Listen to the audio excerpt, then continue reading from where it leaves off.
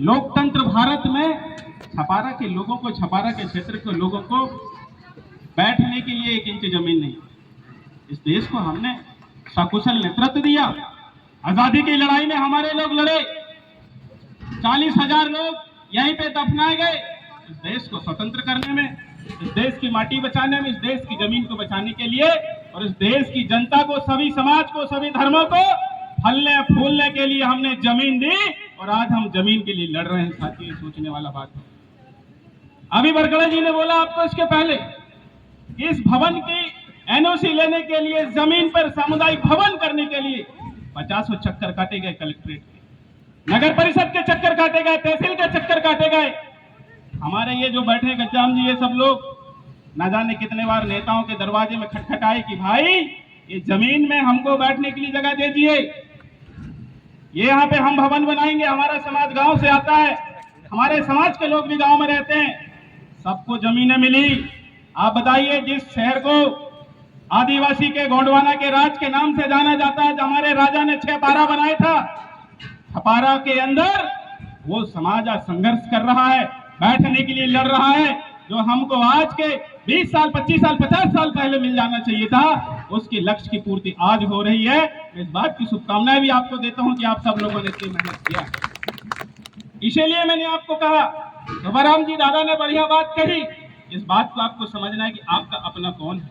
अनेकों राजनीतिक दल के नेता बने, ढेर सारे लोग आए, राजनीति में गए, कितने लोगों ने जनपद में राज किया, जिला पंचायत बने, जिला पंचायत सदस्य बने, बहुत सारे लोग बने।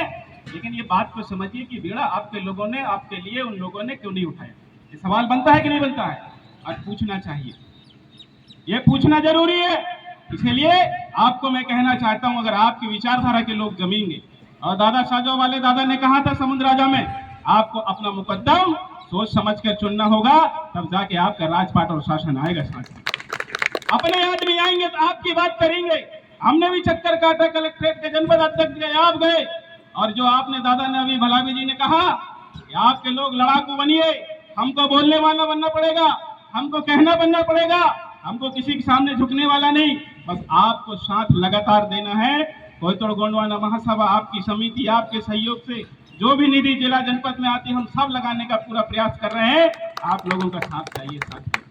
और ये छोटी छोटी बात नहीं है, ऐसे भवन हमको हर गांव में भी बनाने की जरूरत है, जहां समाज बैठ के विचार कर सके, समाज जहां पर बात अपनी समझ सके, समाज के लोगों को समझाने के लिए एक कोई जगह होनी चाहिए। आपको मैं बता देना चाहता हूं, ये समाज जब समृद्ध हुआ करता था तो गोंडवाना में गोटुल केंद्र चला करते थे। बड़े बड़े कस्बे में, बड़े बड़े लेवल पे गोंडवाना के गोटुल चलते थे, जिनको आज आश्रम समझ लीजिए आप, या छात्रावास समझ लीजिए। इस तरीके के हमारे गोटुल हुआ करते थे, और उस गोटुल के काल में हमारे सियाने पुरखे, माता पिता, गांव के लोग, मुकद्दम सियान पुरखान लोग हमको सिखाते हमारे समाज को कि हमको समाज को एकजुट रहना है। समाज को लोग वहां जाके विचार करते थे कि समाज में कोई बीमारी नहीं आनी चाहिए, कोई समस्या नहीं आनी चाहिए, कोई डाकू चोर बदमाश नहीं आना चाहिए। वहां पे रीति रिवाज, संस्कार, परंपराएं हमारे गांव के बच्चों को, लोगों को सिखाया जाता था। इसलिए उस समय गोंडवाना ने राज किया। आज हमारे पास बैठने की जगह नहीं है, विचारने की जगह नहीं है। इसलिए साथियों, हमारी विडंबना, हमारी परेशानियां, हमारी समस्याएं लगातार बढ़ी हैं। इसलिए हमने भी तय किया, हमने कहा कि छपारा में हमारे विचारधारा को बढ़ाने के लिए, हमको बैठने के लिए, समाज की विसंगतियों को दूर करने के लिए हम क्या कार्यक्रम करेंगे, कौन से कार्यक्रम करेंगे, कैसे करेंगे, कहां बैठेंगे, कब तक किराए में बैठे रहेंगे, किसी लान में, किसी मंडी में, झंडे में, गली में, घाट में बैठ बैठ के हमने आंदोलन को दादा मरकाम के समय से यहां तक लाके खड़ा किया। इसलिए हमने तय किया कि अब हमको अपनी जगह लेनी पड़ेगी, और अपना मकाम बनाना पड़ेगा, अपना घर बनाना पड़ेगा, अपना सामुदायिक बनाना पड़ेगा। इस संकल्प के साथ हम लोग यहाँ खड़े। मैं आपको और जानकारी देना चाहता हूँ, बने सामुदायिक भवन छपारा में 5 से ज्यादा सामुदायिक भवन आदिवासी योजनाओं के नाम से, आदिवासियों के नाम से बने। कहाँ गए? कभी टार्च लगा के दिन में ढूंढना छपारा में आइए। मैं पढ़े लिखे नौजवान साथियों से कहना चाहता हूँ, आप लोग ढूंढो, आपके नाम का आया हुआ पैसा से दूसरों के भवन बन गए, उनके दिवाले बन गए, उनके लिए सब दे रही है सरकार। और आज हम बात करते हैं तो यहाँ दीनू उइके को 10 बार प्रस्ताव पास करने के लिए बात करना पड़ता है नगर परिषद में, जनपद अध्यक्ष को हाथ जोड़ना पड़ता है, सीओ के सामने, एसडीएम के सामने, कलेक्टर के सामने। जबकि हमारे भवन हमारे नाम से पहले ही बस स्टैंड में बन गए, माता मंदिर में बन गए, यहाँ बन गए, वहां बन गए।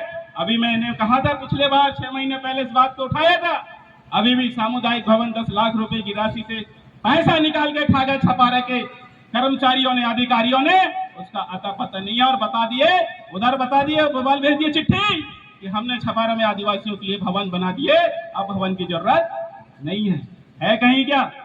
ढूंढना चाहिए कि नहीं ढूंढना चाहिए? सोचिए, आपके साथ शोषण खुलेआम हो रहा है, सरेआम हो रहा है।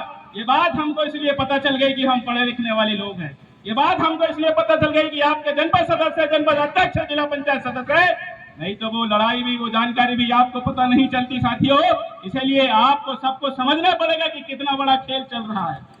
आपको मैं बता देना चाहता हूं, मैं कल पिछले 3 दिन पहले भोपाल में था। हमारे नारवेन कसौ टेकाम छत्तीसगढ़ के बड़े विचारक हैं, उनका एक कार्यक्रम था। उन्होंने कहा कि भोपाल में भी बताइए कोई सामुदायिक भवन है क्या?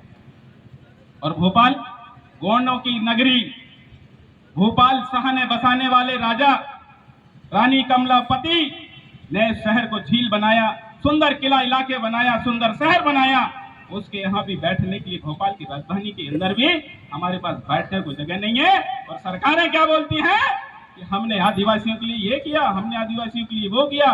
तुम बैठने के लिए तो जमीन तो दे दो, फिर बताने कि हम लोगों ने ये किया। ये भाषा राजनीतिक नहीं है, हमारी पीड़ा है, हमारे समाज की पीड़ा है।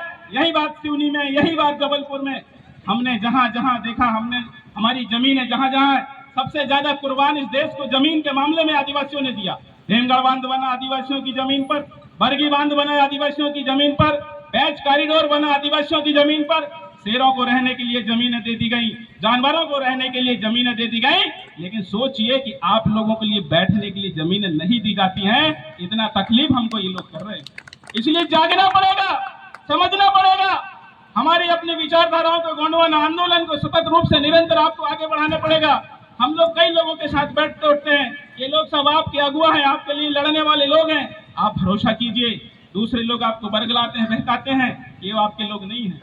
अभी कल तक मैं आपको बता